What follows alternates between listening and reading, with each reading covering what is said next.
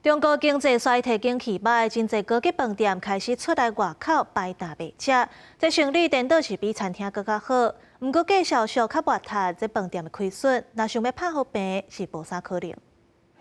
高星级饭店外口民众排队，咧买饭店食面，北京百万大饭店招牌的钱粉炒鸡、小巴顶。即马伫外口的单位轮买着，因为中国经济落差，消费需求低落，企业出场的预算减少，加上宴会预订无够，饭店业销售面积面临严重的打击。百万大饭店为7月1日开始伫外口摆路边摊，卖上好的钱粉炒鸡，平均每日营业130只，比饭店餐厅一日80只较济，而且路边摊卖38块人民票，比饭店还佫俗20。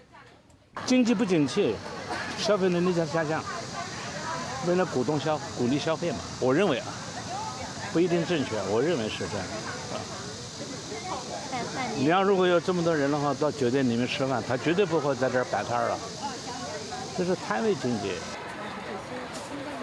饭店员工还佫直播宣传菜单，吸引民众来买。不过饭店销售总监表示，路边摊的利润只有10%到15%，无法度完全抵消涉内业务的缺口。路透社报道指出，最近几礼拜中国至少15间高级饭店咧摆路边摊。官方数据显示，中国餐饮业6月营收同比敢增加0.9%，比5月5.9%较低，才出现摆摊微波营收的现象。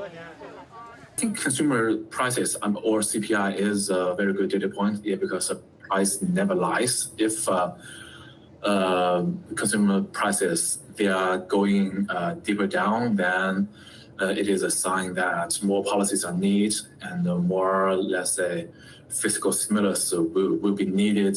新冠疫情了后，美国甲其他大型经济体被压制消费需求反弹，互产品价小清悬。不过中国煞伫当局政策监护市场经济，监管打击几种产业，互真侪民间企业面临经营危机。裁员降薪水造成消费者购买力下落落来，连续恶性循环之下，恐惊引起更较严重的通货缩案。公司新闻陈慧珍报道。